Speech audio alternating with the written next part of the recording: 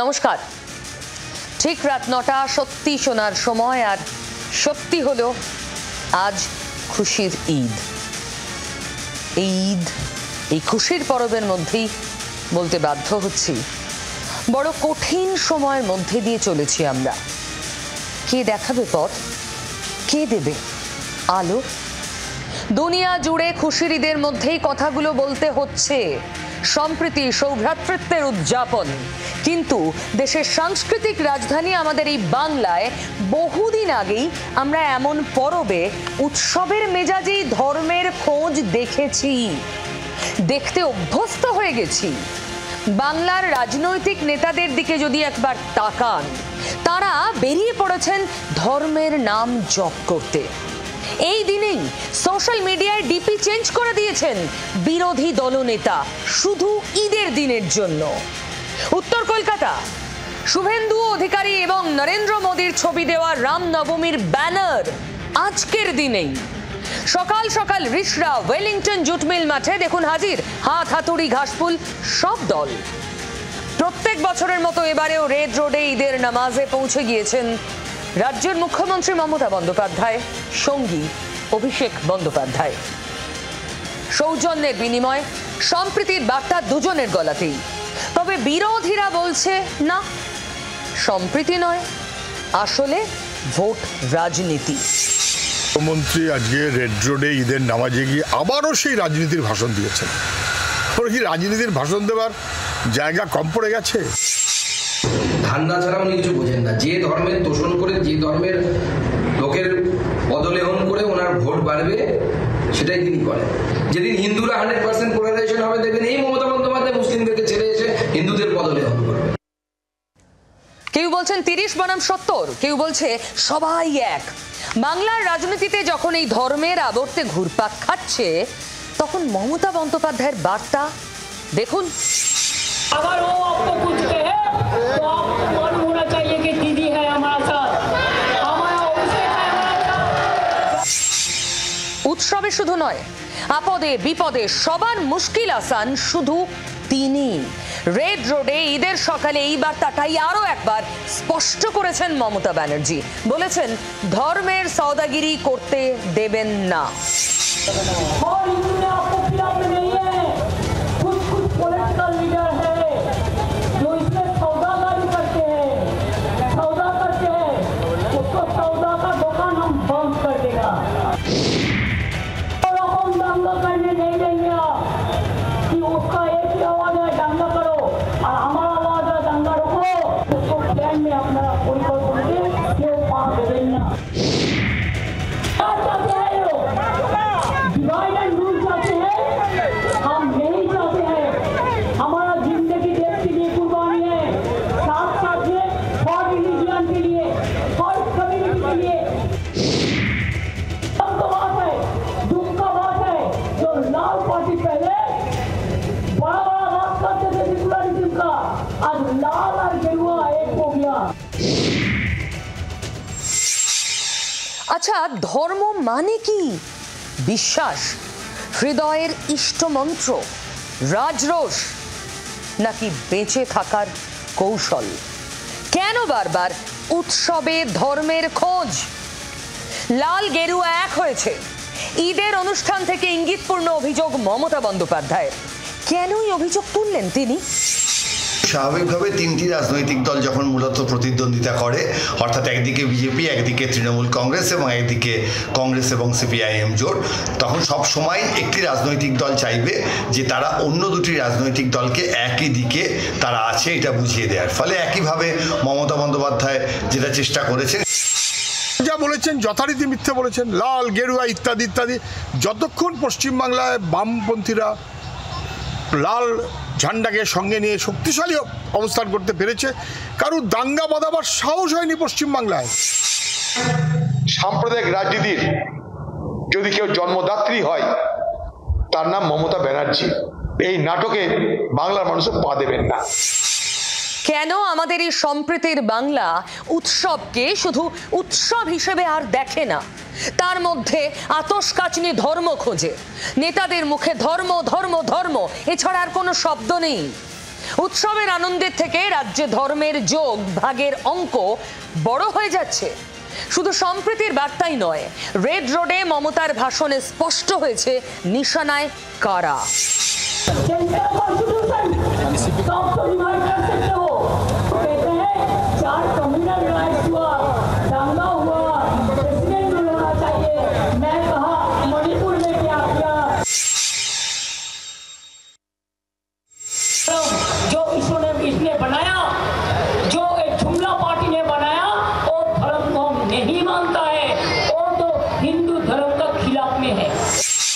মমতা বন্দ্যোপাধ্যায়ের এই বক্তব্য হাতিয়ার করে পাল্টা আসরে শুভেন্দু অধিকারী সোশ্যাল মিডিয়ায় প্রশ্ন তুলেছেন, কোনটা নোংরা ধর্ম শ্রীমতী মমতা বন্দ্যোপাধ্যায়?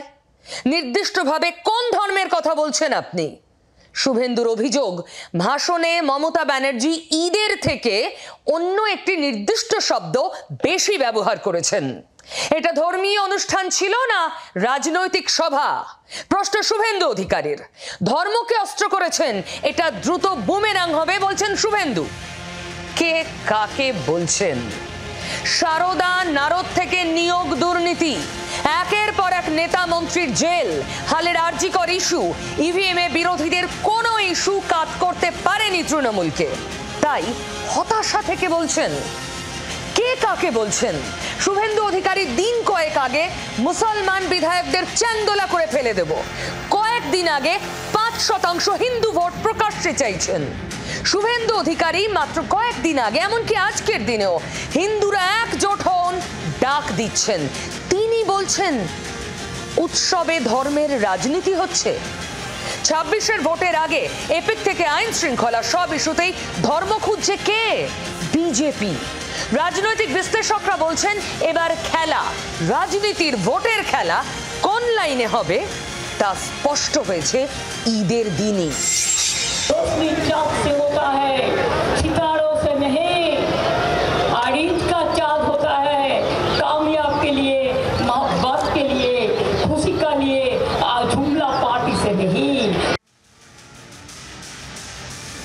একটা জিনিস খেয়াল করেছেন, বঙ্গ বিজেপির নেতারা একটা উৎসবের দিনে একবারের জন্য কোথাও মুখে বলা, পোস্ট করে শুভেচ্ছা জানানো সৌজন্যটুকু দেখাননি।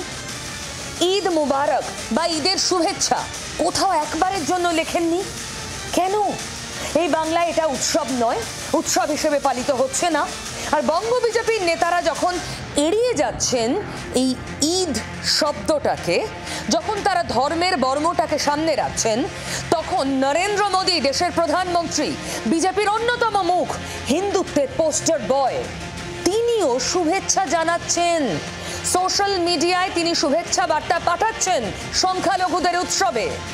তখন বঙ্গ বিজেপির নেতারা পাঠাবেন না সেই শুভেচ্ছা? এইটুকু সৌজন্য তারা দেখাবেন না? তাহলে প্রশ্ন করব না যে প্রধানমন্ত্রী নরেন্দ্র মোদী এক্স হ্যান্ডেলে পোস্ট করতে পারছেন, বাংলার বিজেপি নেতারা পারছেন না? তাহলে কেন্দ্রের বিজেপি পার্টি লাইন আর রাজ্যের বিজেপির পার্টি লাইন দুটো কি আলাদা নাকি? প্রশ্ন তো ওঠে, মুসলিমদের নিয়ে কি বিজেপির কেন্দ্র এবং রাজ্য নেতাদের অবস্থান আলাদা? সোমবারে নিজের এক্স হ্যান্ডেলে ঈদ মুবারক জানিয়ে মুসলিম সম্প্রদায়ের সাফল্য কামনা করেছেন প্রধানমন্ত্রী। সেটাই উচিত, তিনি দেশের প্রধানমন্ত্রী, তিনি জননেতা। ঈদের আগে সওগাতে মোদী অর্থাৎ মোদীর উপহার পেয়েছিলেন মুসলিমরা। দেশের 32 লাখ দরিদ্র মুসলিম পরিবারের কাছে এই উপহার পৌঁছেছিল। কিন্তু বাংলার বিজেপি নেতারা এতটুকু সৌজন্য দেখালেন না। প্রধানমন্ত্রীর উল্টো পথে হাঁটলেন তারা। ব্যতিক্রম বলতে পারেন দিলীপ ঘোষ। সংবাদ মাধ্যমের ক্যামেরার সামনে ঈদের শুভেচ্ছা জানিয়েছেন, কিন্তু খোঁচা দিয়ে, ব্যঙ্গের মোড়কে।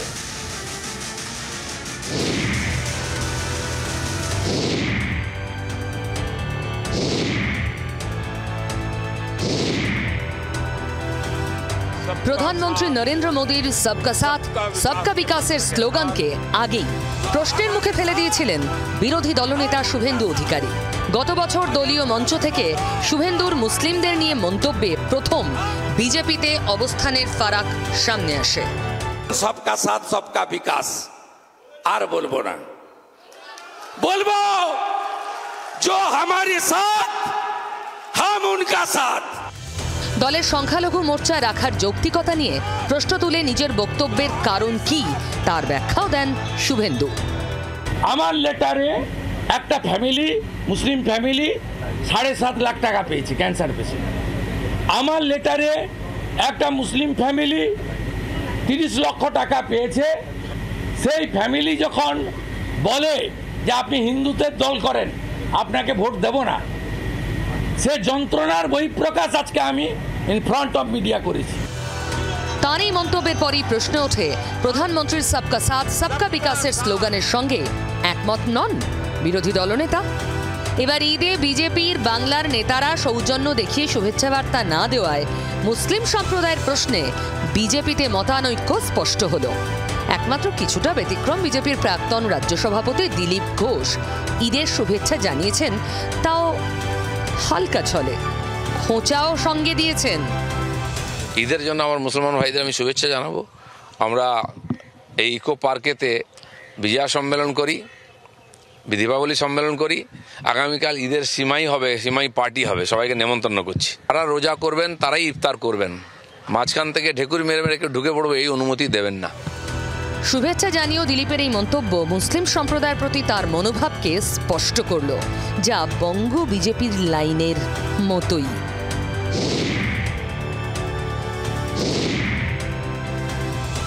আজকের দিন পশ্চিমবঙ্গের তথা সারা ভারত এবং পৃথিবীর সমস্ত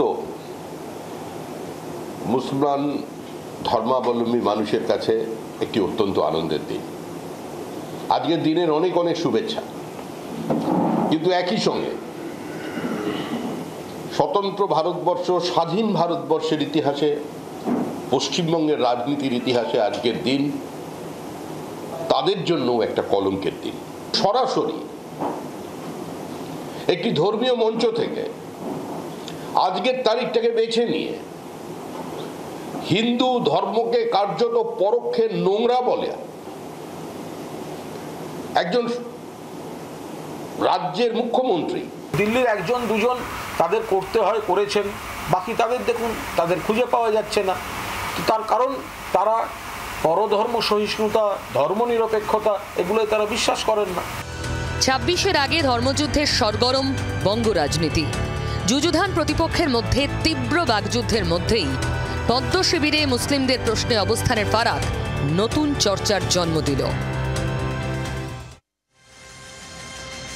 এই বাংলায় বিজেপি চায়টা কি না নেতারা বুঝতে পারছেন, না সমর্থকরা। কোচবিহার থেকে কাকদ্বীপ শুধু ধর্ম ধর্ম জপ। কাজ কি করতে হবে, কিভাবে ভোট পাওয়া যাবে, মানুষের কাছে কি করে যাওয়া যাবে, নির্দিষ্ট রোডম্যাপ আছে? যা দেখছি আমি তাই বলছি, কারণ সত্যি বলতে আমার কোনো ভয় ডর নেই, সত্যি বলতে দম লাগে। আসলে বাংলায় পদ্ম শিবিরের নেতারা বারবার টার্গেট ফেল করার পর এখন আসরে নেমেছে আরএসএস, এটাই খবর। তাদের রুট ম্যাপ দেখেই নাকি প্রতি পদক্ষেপ ফেলছেন সুকান্ত, শুভেন্দু, দিলীপরা।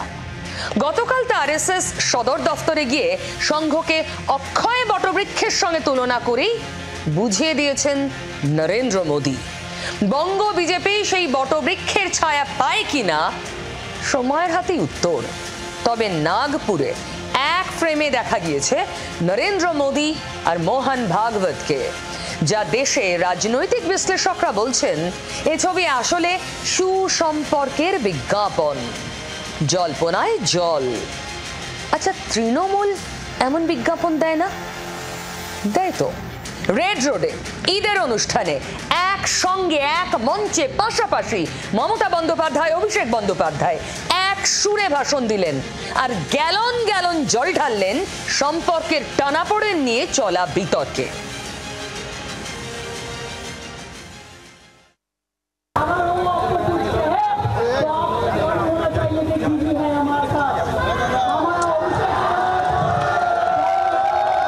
অভিষেক তার সঙ্গেই আছেন। রেড রোডে ঈদের সমারোহ থেকেই সেই বার্তা আরও একবার স্পষ্ট করে দিলেন মমতা বন্দ্যোপাধ্যায়।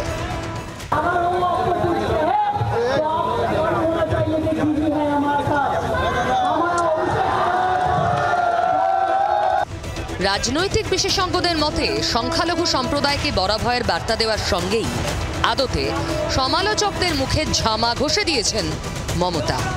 আসলে কে অধিনায়ক, কে সর্বাধিনায়িকা তা নিয়ে গত কয়েকদিনে কম চর্চা হয়নি। অধিনায়ক অভিষেক লেখা হলুদ পতাকা ছেয়ে গিয়েছিল কলকাতা দক্ষিণের বেশ কিছু এলাকায়। গেল রব তুলেছিলেন বিরোধীরা। এরপরই নয়া পোস্টার সর্বাধিনায়িকা মমতা। তবে বিতর্ক কমেনি। তৃণমূলের অন্দরের কিছু নেতার মন্তব্য বাড়িয়েছিল জল্পনা। আসলে গত অগস্টে তৃণমূল ছাত্র পরিষদের সমাবেশের পর এক মঞ্চে সেভাবে দেখা যায়নি দুজনকে। সেদিন অবশ্য সবার সামনেই মঞ্চে উঠে তৃণমূল নেত্রীর পায়ে হাত দিয়ে প্রণাম করেছিলেন সর্বভারতীয় সাধারণ সম্পাদক। আরজি কর নিয়ে তোলপাড়ের মাঝে সেভাবে মুখ খোলেননি অভিষেক। গত কয়েক মাস ধরে নিজের লোকসভা কেন্দ্রে সেবাশ্রয় নিয়ে বেশি ব্যস্ত থাকতে দেখা গিয়েছে তাকে। বিরোধীরা কটাক্ষ করেছেন, ফাটল ধরেছে শাসক দলে। 27 ফেব্রুয়ারি নেতাজি ইন্ডোরে তৃণমূলের সভায় অবশ্য এক প্রস্থ জল পড়েছিল এই বিতর্কে। বাজারে রটিয়ে দেওয়া হচ্ছে অভিষেক বন্দ্যোপাধ্যায় বিজেপিতে যাবে। আরে আমার গলা কেটে দিলে কাটা গলা থেকে মমতা ব্যানার্জি জিন্দাবাদ বেরোবে। তারপর আবার সেই অধিনায়ক সর্বাধিনায়িকার পোস্টার। এবার জবাব দিলেন মমতাই। ঈদের মঞ্চে সম্প্রীতি রক্ষায় মমতার বক্তব্যেরই প্রতিধ্বনি শোনা গেল অভিষেকের কথায়। सरफरोशी की तमन्ना अब हमारे दिल में है, देखना है जोर कितना बाजुए कातिल में। मैं उसके साथ 2 लाइन ऐड कर देता हूँ। सरफरोशी की तमन्ना अब हमारे दिल में है, देखना है जोर कितना बाजुए कातिल में है। बंगाल को जो तोड़ने आओगे उनके लिए 2 लाइन ऐड कर देता हूँ कि वक्त आने पे हम ये भी बता देंगे क्या हमने सोचा था और क्या हमारे दिल में है। রাজনৈতিক পর্যবেক্ষকরা বলছেন, ঈদের সকালে এক হয়ে লড়াইয়ের বার্তা দিয়েই তৃণমূল ফের বুঝিয়ে দিল ভোটের আগে তাঁরা এক।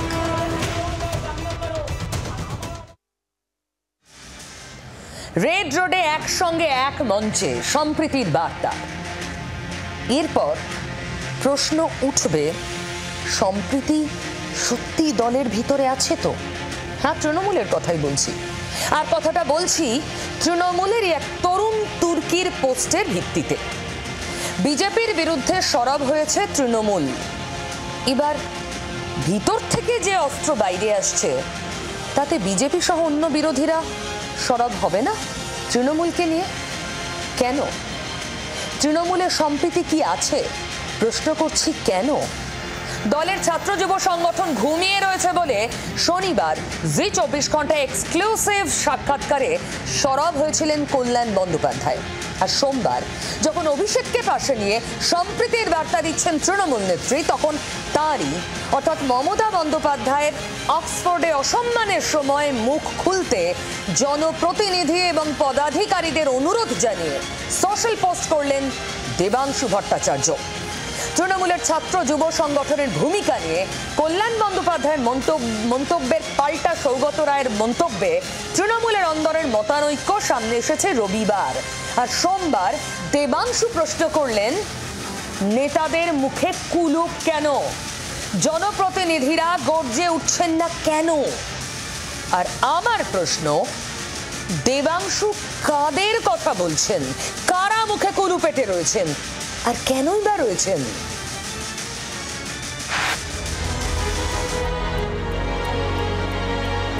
আমরা যদি এইরকম ঘটনা যেখানে নেত্রীকে অসম্মান করা হচ্ছে, যিনি আমাদের সব, যিনি আমাদের আবেগ, তো সেটার পরও আমরা কেন বসে থাকবো? কেন অপেক্ষা করবো কখন হোয়াটসঅ্যাপে দল থেকে একটা নোটিফিকেশন আসবে?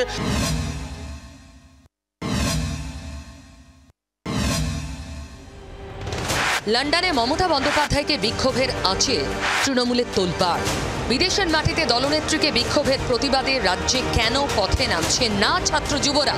দলের ছাত্র যুব সংগঠনের ভূমিকা নিয়ে জি 24 ঘন্টায় এক্সক্লুসিভ সাক্ষাৎকারে প্রশ্ন তুলে ইতিমধ্যেই শোরগোল ফেলে দিয়েছেন শ্রীরামপুরের তৃণমূল সাংসদ কল্যাণ বন্দ্যোপাধ্যায়।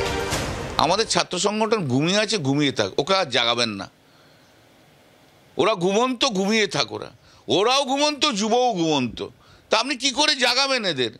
এরা নিজে থেকে কোনো কিচ্ছু করতে পারে না। সোমবার সোশ্যাল মিডিয়ায় তাৎপর্যপূর্ণ পোস্ট করে শোরগোল ফেললেন তৃণমূলের যুব নেতা দেবাংশু ভট্টাচার্য। যারা জনপ্রতিনিধি, একটা টিকিট পাওয়ার জন্য যারা সবসময় যুদ্ধাঙ্গী মেজাজে থাকেন, একটা পদ পাওয়ার জন্য যখন জেলায় কোনো একটা সভাপতির পদ, একটা কোনো শাখা সংগঠনের সভাপতির পদ নিয়ে যখন আলোচনা হয়, যখন প্রত্যেকে 10 জন 12 জন 13 জন 20 জন করে এক একটা পদের জন্য নাম থাকে, সামনে চলে আসেন, একের পর এক নিজেদের সিভি জমা দিতে থাকেন, তো সেই মানুষগুলো এই সময় কোথায় যান?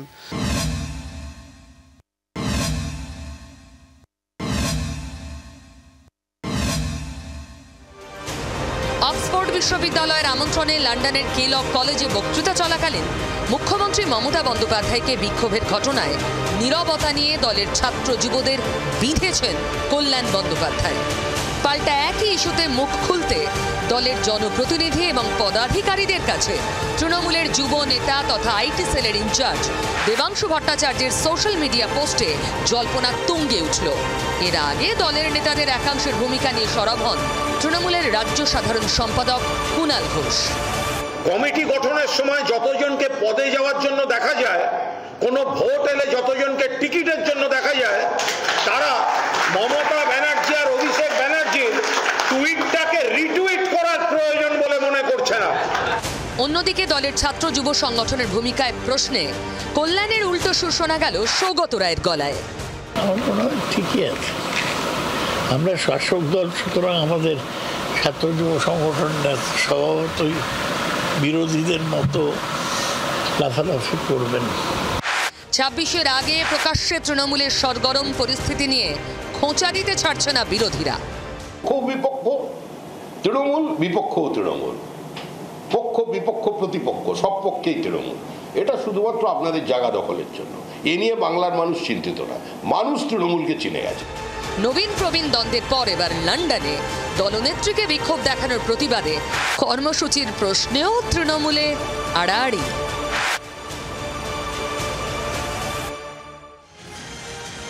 না না, সর্বত্র সম্প্রীতি নেই।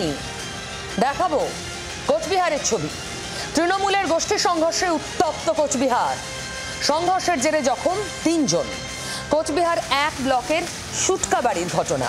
তৃণমূলের অঞ্চল সভাপতি সিরাজুল ইসলামের ছেলে দলবল নিয়ে অঞ্চল যুব তৃণমূল সহসভাপতি আশরাফুল, তৃণমূল কর্মী খুরশিদ আলম আর তার মাকে বেদম মারে। ঘটনায় 2 জন কোচবিহার MJN মেডিকেল কলেজ ও হাসপাতালে ভর্তি, যদিও অঞ্চল তৃণমূল সভাপতি পাল্টা মারের অভিযোগ করে বসে আছেন। সম্প্রীতি নিয়ে প্রশ্ন বীরভূমে উঠছে। সিউড়ির কেন্দুয়ায় কি হয়েছে? চরম উত্তেজনা। খেলাকে ঘিরে তৃণমূলের 2 গোষ্ঠীর সংঘর্ষের অভিযোগ। এই খেলা একেবারে রাজনীতির খেলায় পরিণত হয়েছে। একে অন্যকে লক্ষ্য করে ইট বৃষ্টি হয়েছে বলে অভিযোগ। ঘটনায় 10 থেকে 12 জন গুরুতর জখম। আপাতত পরিস্থিতি নিয়ন্ত্রণে, যদিও এলাকায় উত্তেজনা রয়েছে, পুলিশ রয়েছে। তৃণমূলে সম্প্রীতি নিয়ে যখন জেলার কয়েকটা ঘটনায় প্রশ্ন উঠছে, তখন আর এক জেলায় আপনাদের নিয়ে যাই। সেখানে আবার সম্প্রীতির বেনজির নজির। বিশ্বাস করুন, মালদা, কোতোয়ালি। বুঝে গেছেন? হ্যাঁ, আমি গনি পরিবারের কথাই বলছি। সেখানে সম্প্রীতির সে কি নজির! এমনিতে পরিবার ভেঙে টুকরো টুকরো, একই বাড়ির মধ্যে পাঁচিল তুলে আলাদা আলাদা ভাগ, কিন্তু ঈদের দিনে সম্প্রীতির এক শেষ। পরিবারের একজন শাসক দলের প্রাক্তন সাংসদ, আর একজন কংগ্রেসের সাংসদ। রাজনীতি বিভক্ত করেছে গনি পরিবারকে। ঈদে রাজনীতি ভুলেছে মালদারি কোতোয়ালি ভবন। সোমবার উৎসবের দিনে সবাই মিলে মিশে একাকার। মিয়াপাড়া জামে মসজিদে একসঙ্গে নামাজ পড়েছেন কংগ্রেসের সাংসদ ঈশা খান চৌধুরী এবং রাজ্যসভার তৃণমূল সাংসদ মৌসম বেনজির নূর। ছিলেন প্রাক্তন কংগ্রেস সাংসদ আবু হাসেম খান চৌধুরীও। মালদা লোক সবাই যেন ভালো থাকে, সুস্থ থাকে, শান্তিতে থাকে। যেমন আমরা অন্য ধর্ম সবগুলো পালন করছি, ঈদও সবাই মিলে একসঙ্গে সম্প্রীতি বজায় রেখে পালন করছি। দিনের শেষে একটা কথা হলফ করে বলতে পারি, সম্প্রীতি কষ্টার্জিত নয়। সম্প্রীতি চাইলেই খুব সহজে পাওয়া সম্ভব, খুব সহজে। শুধু চাইতে হবে মন থেকে। যেমন দেখুন, 26-এর ভোটের আগে হিন্দুত্বের জিগির তুলছেন রাজনীতির নেতারা। তখন সাম্প্রদায়িক সম্প্রীতির উজ্জ্বল দৃষ্টান্ত পশ্চিম মেদিনীপুরের চন্দ্রকোনার নবকুঞ্জ মেলায়। এখানে কোনো নেতা নেই, কোনো রাজনীতি নেই, শুধু একেবারে আম জনতা, সাধারণ মানুষ। হিন্দু মুসলিম আক্ষরিক অর্থে ভাই ভাই। মেলার ছবিটা দেখুন। দিকে দিকে ধর্মযুদ্ধের জিগের ২৬-এর ভোটের আগে হিন্দু মুসলিম মেরুকরণের জোর প্রচেষ্টা। এমন প্রেক্ষাপটে দাঁড়িয়েও সম্প্রীতি ও ঐক্যের বিরল নজির পশ্চিম মেদিনীপুরের চন্দ্রকোনার নবকুঞ্জ মেলা। ১৩৫৭ সালে গোপেশ্বর গোস্বামীর হাত ধরে মেলার পথ চলা শুরু। ৯টি বেদি সম্বলিত নবকুঞ্জ। বছরের পর বছর সাম্প্রদায়িক সম্প্রীতির দৃষ্টান্ত স্থাপন করে চলেছে এই মেলা। এখানে হিন্দু মুসলমান মিলিত হয়ে আমরা সকলে মিলে এটা মেলাটা পরিচালনা করি। কোনো অসুবিধা হয়নি এখানে। মেলা পরিচালনায় ৪৫ জনের কমিটি রয়েছে। কমিটিতেও হিন্দু মুসলিম মিলেমিশে একাকার। গোপেশ্বর গোস্বামী মহাশয় তিনি এই মেলার প্রথম সূচনা করেন। তখন কিন্তু নবকুঞ্জ তৈরি করেছেন তিনি। তারপর থেকে নবরাত্রি স্টার্ট হয়। তো এখানে হিন্দু মুসলিম প্রত্যেকেই অঙ্গানুভাবে জড়িয়ে থেকে সম্প্রীতি নিয়ে একসাথে সবাই মেলা করছে। কথিত আছে চন্দ্রকোনায় চন্দ্রকেতুর রাজার রাজত্ব ছিল। চন্দ্রকেতুর রাজার গুরুদেব ছিলেন প্রেম সখী গোস্বামী। রাজার গুরুদেবের আদেশেই নবকুঞ্জ তলায় একটা বটগাছের নিচে জীবন্ত সমাধিস্থ করা হয় প্রেম সখী গোস্বামীকে। তার বংশধররা ওই সমাধিস্থলকে ঘিরেই মূর্তি তৈরি করেন। শুরু হয় পুজো অর্চনা। গোস্বামী পরিবারের বংশধর গোপেশ্বর গোস্বামী সেই সমাধিস্থলকে ঘিরে ৯টি বেদি নির্মাণ করেন। তিনি প্রথম নবকুঞ্জ মেলার আয়োজন করেন। ৯ দিন ধরে চলে এই মেলা। মেলা হিন্দু সম্প্রদায়ের হলেও দুই সম্প্রদায়ের মানুষই সুষ্ঠুভাবে মেলা পরিচালনা করেন। আমার দাদু আরও এই মেলায় ভূমিকা গ্রহণ করত। আমরা হিন্দু মুসলিম খ্রিস্টান জৈন বা মুসলিম পাড়া আমাদের বেশি এই ঠাকুরকে শ্রদ্ধা করত বা এখনও শ্রদ্ধা করি বা ওনাকে সম্মান দিই, যাতে আমাদের কোনো গণ্ডগোল না হয়, কোনো সাম্প্রদায়িক দাঙ্গা না হয় বা কিছু না হয়, সেই জন্য আমরা একতা হয়ে এই মেলাটা পরিচালনা করি। মেলার মাদাদরা দিনক্ষণ প্রতি বছর চৈত্র মাসের ১৩ তারিখ। ৯ দিনই হয় হরিনাম সংকীর্তন, বসে নানা দোকানের পসরা। এখানে কোনো ভেদাভেদ নেই যে কারো আশা চলবে কারো আশা চলবে নি, কেউ ভোগ দিবে কেউ ভোগ দিতে পারবে নি, সেরকম কিছু নেই। মন্দিরে সবাই আসছে, সবাই প্রণাম করছে, সবাই বাতাসা ছড়াচ্ছে, সবাই আনন্দ করছে, সবাই মিলে। আর সন্ধ্যাবেলাটা এই গোটা চন্দ্রকোনা শহরের লোক ভেঙে পড়ে। প্রতি বছরের মতো এবছরও সাড়ম্বরে শুরু হয়েছে মেলা। সোমবার মেলার পঞ্চম দিন। বিশেষ করে আমাদের এইখানে কোনো জাতি ভেদাভেদ থাকে না। এখানে যে এরা মুসলমানদের এরা কেন আসবে এরা কেন যাবে এরকম হয় না। এখানে বাবা যত জাতি আছে সবাই সমর্থন করে আসে, আনন্দ উপভোগ করি। এই 10 দিন খুব বিশাল আনন্দের মধ্যে কাটে। সাম্প্রদায়িক সম্প্রীতি এবং ঐক্যের পীঠস্থান এই নবকুঞ্জ মেলার ভাবনা যাতে গোটা রাজ্য দেশে ছড়িয়ে পড়ে সেই বার্তায় দিচ্ছে চন্দ্রকোনাবাসী। পশ্চিম মেদিনীপুর থেকে চম্পক দত্তের রিপোর্ট, জি ২৪ ঘন্টা।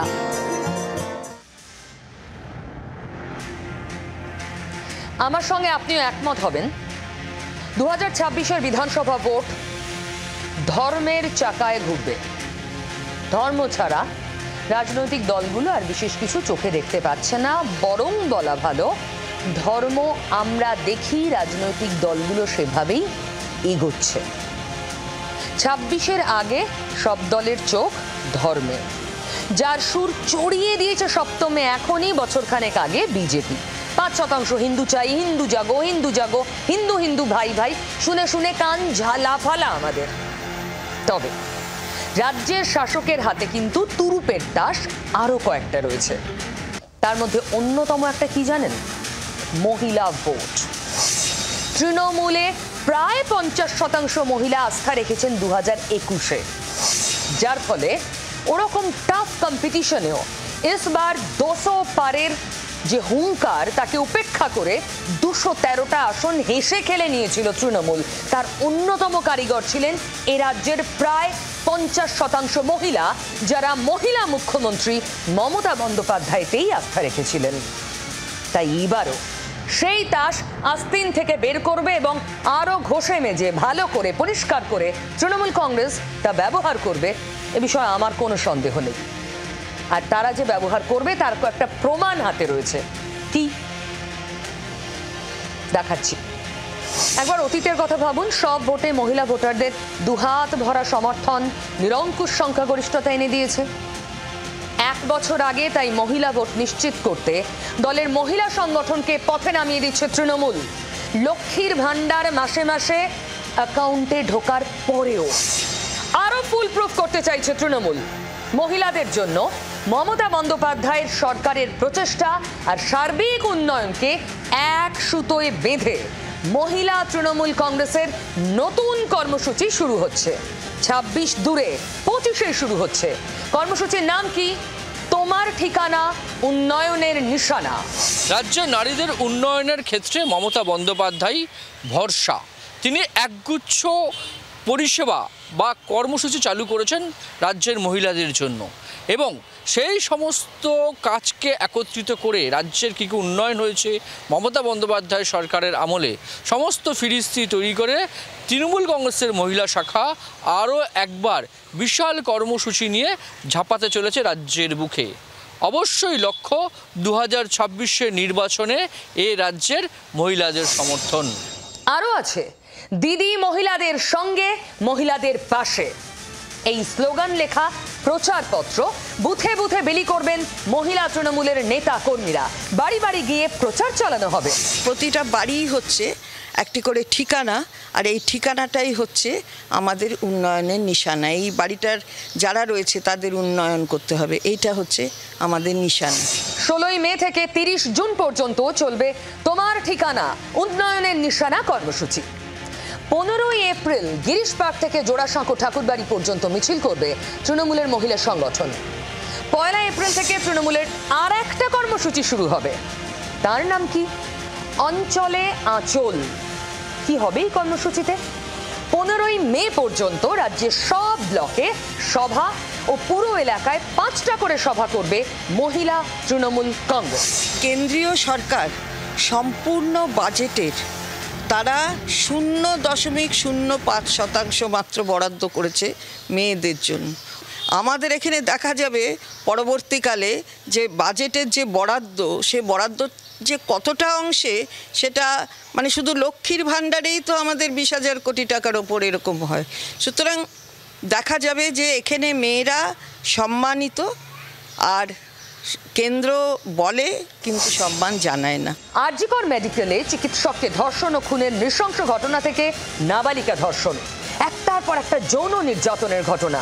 নারী নির্যাতন নিয়ে বিরোধীরা সব সময় বিদ্ধ করে রাজ্যের শাসক শিবিরকে। সাতগাছিয়া, পাঁচলা, মালদা, মুর্শিদাবাদ, রায়না, কুচবিহার, উত্তর দিনাজপুর, এত যে ঘটনা প্রতিদিন হচ্ছে, তারা কি বাংলার মেয়ে নয়?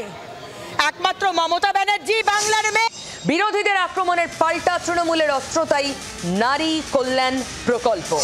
1,50,00,000 মানুষকে লক্ষ্মীর ভাণ্ডার প্রকল্পের আওতায় আনা হয়েছে এবং 4,073 কোটি টাকা আর্থিক সাহায্য দেওয়া হয়েছে। বিরোধীদের নারী নির্যাতনের অভিযোগ বনাম শাসকের নারী উন্নয়ন ক্ষমতায়ন। সাম্প্রতিক অতীতে বারবার ঘাসফুলের উন্নয়নে ভরসা রেখেছেন এ রাজ্যের মহিলারা। 26-এর আগে তাদের সমর্থন অটুট রাখতে এখন থেকে তৎপর হচ্ছে তৃণমূল। 21-এর বিধানসভা ভোটের আগে বাংলা নিজের মেয়েকে চায় স্লোগান সামনে রেখে প্রচার করে নিরঙ্কুশ সংখ্যাগরিষ্ঠতা নিয়ে তৃতীয়বার ক্ষমতায় ফিরেছে তৃণমূল। 26-এ সেই ধারা অব্যাহত রাখতে কোমর বাঁধছে এখনই। খুব ইম্পর্টেন্ট বেশ কিছু খবর এক ঝলকে।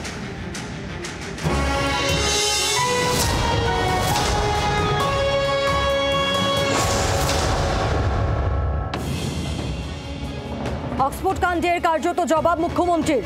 লাল গেরুয়া এক হচ্ছে, দাঙ্গার প্ররোচনায় পা দেবেন না, রেডুটে মুখ্যমন্ত্রীর মুখে সম্প্রীতির বার্তা। গেরুয়া শিবিরের অস্ত্র রামনবমী, অনুমতি ছাড়াই রামনবমীতে মেগা কর্মসূচি। কলকাতা শহরে 100-র বেশি শোভাযাত্রা, হবে অষ্টপুজো। পথে নামছে বজরং দল, বিশ্ব হিন্দু পরিষদও। ডেটিং অ্যাপের ফাঁদ, 5,000 টাকার বনিবনা না হওয়ায় প্রাণ গেল চারু মার্কেটের যুবকের। বারুইপুরের মল্লিকপুর থেকে গ্রেফতার অভিযুক্ত। নিউটাউনে টোটো চালকের রহস্য মৃত্যু, 2 নাবালককে আটক। আর্থিক লেনদেন সংক্রান্ত বিবাদের জেরে খুন, প্রাথমিক অনুমান পুলিশের।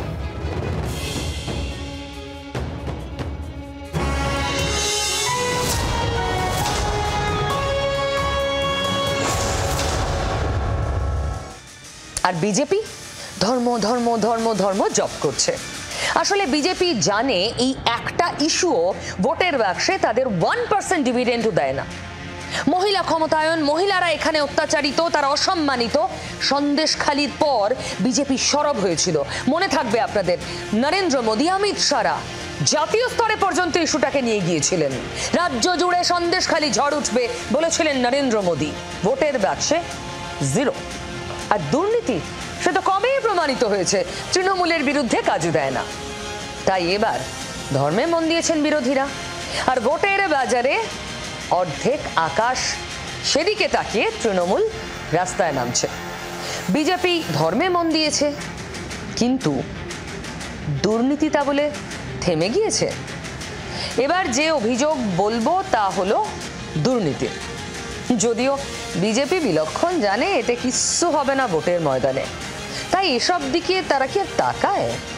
তবে ছবিটা দেখুন। কোচবিহারের তুফানগঞ্জে সরকারি আবাস যোজনায় ঘর পাইয়ে দেওয়ার নামে কাটমানির অভিযোগ তুললেন এক প্রবীণ মহিলা। কাঠগড়ায় তৃণমূলের অঞ্চল সভাপতি। অভিযোগ ঘিরে 2 ফুলের তরজা জারি। কিন্তু 26-এর ইস্যু কি আদৌ দুর্নীতি হবে?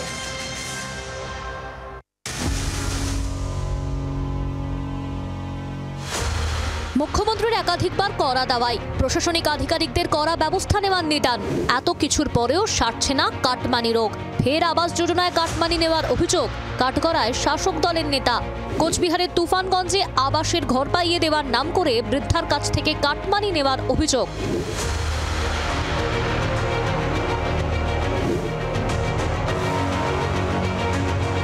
ষাটোর্ধ চিত্রমালা বর্মন। বক্সিরহাটের শালবাড়ির নয়ারহাটে এক চিলটের টিনের ছাউনিতে বাস। এমনই অসহায় বৃদ্ধার কাছ থেকেও বিপুল অঙ্কের কাটমানি আদায়ের অভিযোগ কাঠগড়ায় শাসক নেতা। বৃদ্ধার অভিযোগ, বছর 2 আগে প্রধানমন্ত্রী আবাস যোজনায় ঘর পাইয়ে দেওয়ার টোপ দেওয়া হয় তাকে। ঘর পাইয়ে দেওয়ার আশ্বাস দেন তুফানগঞ্জ 2 নম্বর ব্লকের শালবাড়ি 2 অঞ্চল সভাপতি মিলন বর্মন। বৃদ্ধার কাছ থেকে 36,000 টাকা হাতিয়ে নেন তিনি। দীর্ঘদিন ধরে টাকা ফেরত দিতে টালবাহানা করছেন মিলন। সম্প্রতি টাকা ফেরত চাইতে গেলে বৃদ্ধাকে হুমকি দেওয়া হয় বলে অভিযোগ। এ নিয়ে তৃণমূল অঞ্চল সভাপতির বিরুদ্ধে বক্সিরহাট থানায় লিখিত অভিযোগ দায়ের করেন বৃদ্ধা।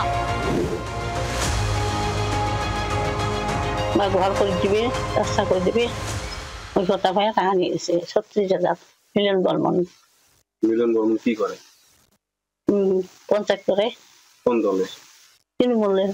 2 বছর আগে। 2 বছর আগে যে টাকাটা নেয়, ঘর পেয়েছেন?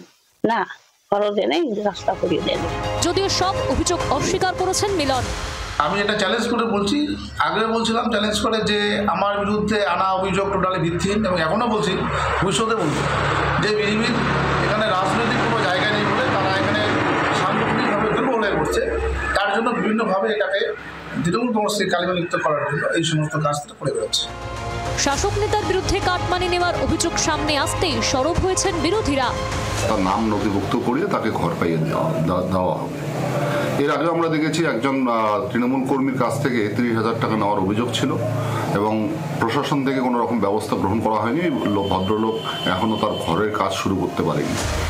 অভিযুক্ত তৃণমূল নেতার বিরুদ্ধে আগেও কাটমানি নেওয়ার অভিযোগ ওঠে। 28শে মার্চ সেই খবর সম্প্রচার করে জি 24 ঘন্টা। বাংলা আবাস যোজনায় বজ্রাপুরের এক বাসিন্দার থেকে 30,000 টাকা কাটমানি নেওয়ার অভিযোগ ওঠে তাঁর বিরুদ্ধে। এবার ফের নতুন অভিযোগ সামনে এলো। আবাসের ঘর তৈরির জন্য গৃহহীনরা 2 কিস্তিতে মোট 1,20,000 টাকা পান। তার থেকেও 30-35,000 কাটমানি। কেন তৃণমূল সুপ্রিমোর নির্দেশ অমান্য করে বারবার কাটমানি তুলছেন নেতারা? নিচতলার কর্মী সমর্থকদের কানে কি নেত্রীর বার্তা পৌঁছচ্ছে না? কবে সারবে কাটমানি রোগ? প্রশ্ন উঠছে।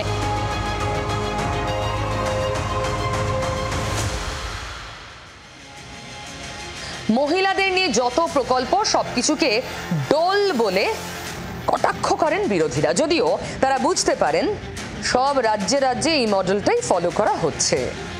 মহিলাদের অ্যাকাউন্টে সরাসরি টাকা বা হাতে হাতে টাকা, যেভাবেই আপনি ব্যাখ্যা করুন না কেন, ভোটের বাক্সের মান অসীম। তাই হয় ধর্ম, আর তা না হলে সরকারি প্রকল্প। দেখুন, তৃণমূলের এই লক্ষ্মীর ভাণ্ডার বা যে কোনো কল্যাণমূলক প্রকল্প যা মূলত মহিলাদের ক্ষমতায়নে সাহায্য করে, সেগুলোকে অস্বীকার করে, এরকম অবস্থায় নেই এই রাজ্যের বিরোধীরাও, যত বড় বিরোধী হন না কেন। এমনকি বামেদেরও বলতে হচ্ছে লক্ষ্মীর ভান্ডার খারাপ, আমরা বলতে পারবো না। তা তৃণমূলের হাতে অনেকগুলো তাস রয়েছে 26-এর জন্য। বিজেপি বেছে নিয়েছে ধর্মকে, কিন্তু মহিলা ক্ষমতায়ন বলুন, ধর্ম বলুন, সবটাই নাকি ভোটের অঙ্ককে সামনে রেখে। তা আমাদের হয়ে অঙ্কটা কে কষবে? মানে আপনি, আমি। আমাদের যে সংসার চালাতে গেলে, মাস গেলে অঙ্ক কষে কষে মেলাতে না পেরে নাজেহাল দশা। মাইনে মানে আয় আর ব্যয়ের সঙ্গে বিস্তর ফারাক হয়ে যাচ্ছে, সেই অঙ্কটা কে মেলাবে? কারোর কাছে উত্তর নেই। অঙ্ক আরো কঠিন হবে এরপর, কাল থেকে হবে। কেন জানেন? সরাসরি আপনার পকেট ধরে টান মারবে ওষুধের দোকানিরা। না, বিশ্বাস আরো বেড়ে যাবে। বিশ্বাস করুন, যে ওষুধ আপনার রোজ লাগে, মাথা ব্যথা, জ্বরের ওষুধ, গা ব্যথা, পেট ব্যথা, অম্বল, জ্বর, জারি, প্রেশার, কি নেই তার মধ্যে, সবকিছুর দাম বেড়ে যাবে মঙ্গলবার থেকে। দাম বাড়ছে অপরিহার্য 748টি ওষুধের। অসুখ সারাতে পকেট ফাঁকা হতে চলেছে সাধারণ মানুষের। 1.74% দাম বাড়বে প্রতিটা ওষুধের, মানে প্রায় 2%। কে ভরবে পকেট? মাইনে বাড়ছে এভাবে, কে ভাববে আমাদের কথা? নিত্য প্রয়োজনীয় পণ্যের লাগাতার মূল্যবৃদ্ধি, মাছ, মাংস, সবজি কিনতে গিয়ে এমনিতেই হিমশিম দশা মধ্যবিত্তের। 1 এপ্রিল থেকে পকেটে টান আরও বাড়বে, কারণ মঙ্গলবার থেকে বাড়তে চলেছে অপরিহার্য 748টি ওষুধের দাম। আগামীকাল থেকেই দাম বাড়ছে 748টি নিত্য প্রয়োজনীয় ওষুধের। WPR ইন্ডেক্স 1.74% বৃদ্ধি হওয়ায় নিত্য প্রয়োজনীয় ওষুধের দাম বাড়ছে, এমনটাই NPPA এর তরফ থেকে বিজ্ঞপ্তি জারি করে জানিয়ে দেওয়া হয়েছে। ন্যাশনাল লিস্ট অফ এসেনশিয়াল মেডিসিনের তালিকাভুক্ত বেশ কিছু ওষুধের দাম এবার থেকে 1.74% বাড়ানোর সিদ্ধান্ত নেওয়া হয়েছে। কোন কোন ওষুধের দাম বাড়ছে? প্রেশার, সুগার, গ্যাস, জ্বর, বমি, রক্ত পাতলা করা, হাঁপানি, সিজোফ্রেনিয়া সহ মানসিক অসুখ, এইডসের মতো রোগের ওষুধের দাম বাড়ছে। সর্পাঘাতের ওষুধ, ক্যান্সার রোগীদের ব্যথানাশক ওষুধও দাম বৃদ্ধির তালিকায় রয়েছে। অপরিহার্য স্টেরয়েড, জরুরি অ্যান্টিবায়োটিকের দাম বাড়ছে। দাম বাড়ছে প্যারাসিটামল, অ্যান্টিবায়োটিক, ব্যাকটেরিয়া সংক্রমণ রোধে azithromycin, anti anaemia medication, vitamin, minerals ও কিছু নির্দিষ্ট স্টেরয়েডের। Painkiller, antibiotic, anti infectives, anti diabetics, cancer ওষুধের দাম বাড়ছে। হার্টের চিকিৎসায় ব্যবহৃত স্টেন্টের দামও বাড়ছে। সব মিলিয়ে প্রায় 1000 ওষুধের উপর এই বর্ধিত দাম কার্যকর হতে চলেছে 1 এপ্রিল থেকে। ডোপোপাজ M10 সুগারের ট্যাবলেটের দাম ছিল 130 টাকা, বর্ধিত দাম হবে 145 টাকা। প্যারাসিটামল 10 পাতার ট্যাবলেটের দাম ছিল 22 টাকা, বর্ধিত দাম হবে 39 টাকা। অ্যাজিথ্রোমাইসিন 5টি ট্যাবলেটের পাতার দাম ছিল 131.99 টাকা, বর্ধিত দাম হবে 149 টাকা। প্যানফক্টের 15 পাতার ট্যাবলেটের দাম ছিল 170 টাকা, বর্ধিত দাম হবে 185 টাকা। অ্যালার্জির ট্যাবলেট লিভোসেট্রিজিন 15 পাতার ট্যাবলেটের দাম ছিল 33 টাকা, বর্ধিত দাম হবে 51 টাকা। ডায়াবেটিস মেটফর্মিন ট্যাবলেটের 20টি পাতার দাম ছিল 41 টাকা, দাম বেড়ে হবে 58 টাকা। অ্যানিমিয়ার জন্য ব্যবহৃত ভিটামিন B12 ট্যাবলেটের দাম ছিল 245 টাকা, দাম বেড়ে হবে 297 টাকা। চিকেন পক্সের ওষুধ এক্লোভিড 10 পাতার ট্যাবলেটের দাম ছিল 138 টাকা, বর্ধিত দাম হবে 150 টাকা। পেইন কিলার ট্যাবলেটের প্রতি ট্যাবলেট পিছু দাম বাড়ছে 1 টাকা 74 পয়সা। মধ্যে আছে, তার উপরে ইমার্জেন্সি মেডিসিনগুলো যদি বাড়ে, ক্রমশই চাপ বাড়তে শুরু করেছে। অনেক সমস্যা হবে, বলে বোঝাতে পারবো না। এর বয়স হয়ে যাচ্ছে, রোজগার করার ক্ষমতা কম, কিন্তু ওষুধের দাম ডেলি বাড়ছে, এটা সবচেয়ে বেশি সমস্যার কারণ। ওষুধের মূল্যবৃদ্ধি ঠেকাতে ব্যবস্থা নিক সরকার, চাইছেন চিকিৎসকরাও। ইতিমধ্যেই ওষুধের দাম কিন্তু আকাশ ছোঁয়া। আমরা সার্ভিস ডক্টরস ফোরামের পক্ষ থেকে দাবি জানাচ্ছি যে ওষুধের মূল্য যদি নিয়ন্ত্রণে রাখতে চায় সরকার, তাহলে সেই আইন পরিবর্তন করুক। সরকারকে নিয়ন্ত্রণ না করতে পারলে তখনই মানুষ ভালো ওষুধগুলো যেগুলো আছে বা ভালো কোম্পানির ওষুধ যেগুলো আমরা পরিচিত কোম্পানি, এই জায়গায় থেকে তাদের ওষুধগুলো ছেড়ে দিয়ে তখন ছোট যা কোম্পানি আছে সেই ওষুধগুলো নেবে। সামগ্রিক সম্পদের 1/3 আছে বড় লোকদের হাতে, কতিপয় কয়েক হাজার লোকের হাতে দিয়ে দিয়েছে মোদী সরকার। নির্দ্বিধায় বাড়িয়ে দিলেন 1 এপ্রিল থেকে ওষুধের দাম। ভাবলেন না সাধারণ মানুষের কি অবস্থা হবে? তৃণমূল কংগ্রেসে তো তাতে কিছু এসে যায় না। তৃণমূল কংগ্রেস তো বিনামূল্যে স্বাস্থ্যসাথীদের চিকিৎসা করায়, তৃণমূল কংগ্রেস তো বিনামূল্যে ওষুধ সরবরাহ করে সরকারি হাসপাতালে বেসরকারি হাসপাতালে, তাই তো দাবি করেন মুখ্যমন্ত্রী। তাহলে যারা স্বাস্থ্যসাথীর সুবিধা পায় তাতে ওষুধের কোথায় দাম বাড়লো বা কমলো, তাতে তো বাঙালি রোগীর কোনো ইতর বিশেষ হওয়ার কথা না। একে তো জাল ওষুধের নাভিশ্বাস, তার উপর ওষুধের এই লাগাম ছাড়া মূল্য বৃদ্ধি, সাধারণ মানুষ যাবে কোথায়? এই প্রশ্নই ঘুরছে আমজনতার মুখে মুখে। ওষুধের কথায় মনে পড়লো অ্যান্টিবায়োটিক। আজকাল কথায় কথায় আমরা অ্যান্টিবায়োটিক খাই। গলা ব্যথা কমছে না কিছুতেই, ওষুধের দোকানে গিয়ে চেয়ে নিয়ে এলাম অ্যান্টিবায়োটিক। মাথা ব্যথা সারছে না, অ্যান্টিবায়োটিক। জ্বর কমছে না, ওভার দ্য কাউন্টার অ্যান্টিবায়োটিক। কিংবা অনেক চিকিৎসকও অ্যান্টিবায়োটিক ঘন ঘন দেন। বলে রাখি আপনাকে, বিশ্বে আরো একটা মহামারী আসছে, আর তার নাম এই অ্যান্টিবায়োটিক। আন্তর্জাতিক বিশ্ব স্বাস্থ্য সংস্থা থেকে চিকিৎসকরা প্রত্যেকে বলছেন মুঠো মুঠো অ্যান্টিবায়োটিকে, যখন তখন অ্যান্টিবায়োটিকে বিপদ বাড়ছে। এতটাই যে মামুলি সর্দি গরমিতেও হাসপাতালে ভর্তি হতে হবে একদিন আপনাকে, না হলে কমবে না, কোনো ওষুধ কাজ করবে না আপনার শরীরে। গোটা বিশ্বে অ্যান্টিবায়োটিক বিরোধী সুপারবাগের সংক্রমণের আশঙ্কা বাড়ছে। যে সুপারবাগ মরবে না হাজারো অ্যান্টিবায়োটিকে, ভারতের ভয় আরো বেশি।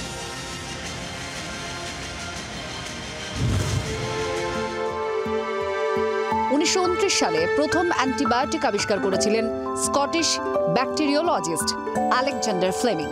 নাম পেনিসিলিন। রক্তে বিষক্রিয়া বা সেপ্টিসেমিয়ার জন্য ছিল এই ওষুধ। এই ওষুধ ছিল চিকিৎসা বিজ্ঞানের মোড় ঘোরানো আবিষ্কার। তারপর এখন অ্যান্টিবায়োটিক প্রায় অভ্যাস করে ফেলেছি আমরা, এতটাই যে হিতে বিপরীত হচ্ছে অ্যান্টিবায়োটিকে, নষ্ট হচ্ছে স্বাভাবিক রোগ প্রতিরোধক ক্ষমতা। ব্যাকটেরিয়া সংক্রমিত রোগের বিরুদ্ধে লড়াই করতে পারে অ্যান্টিবায়োটিক। মানবদেহে প্রায় 40 ট্রিলিয়ন ব্যাকটেরিয়া আছে, যার কিছু ভালো আর কিছু খারাপ।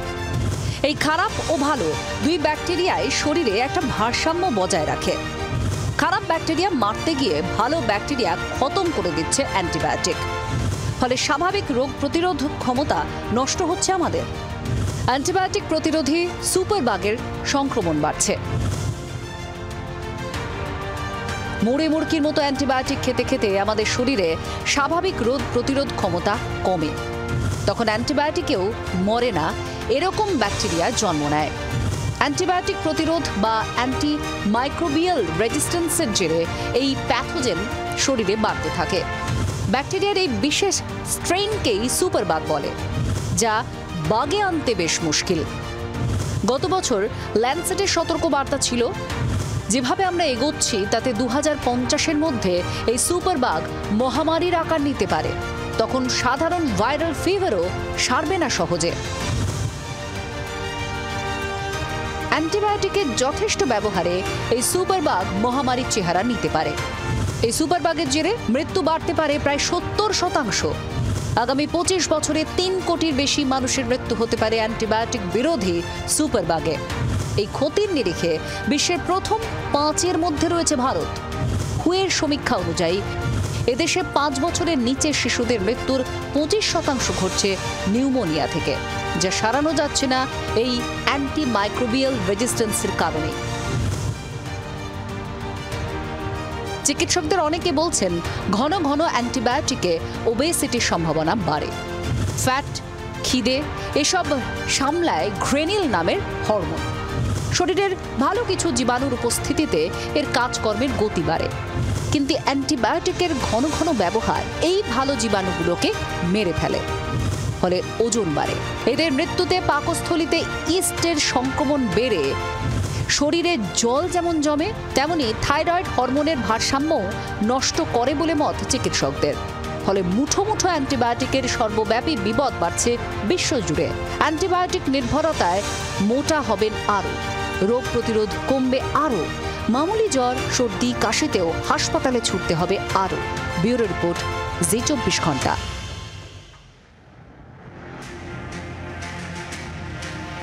সত্যি শোনার অভ্যেস হয়েছে তো?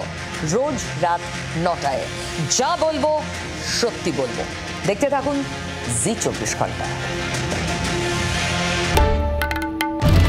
বাংলার আওয়াজ, বাঙালির আবেগ, জি 24 ঘন্টা।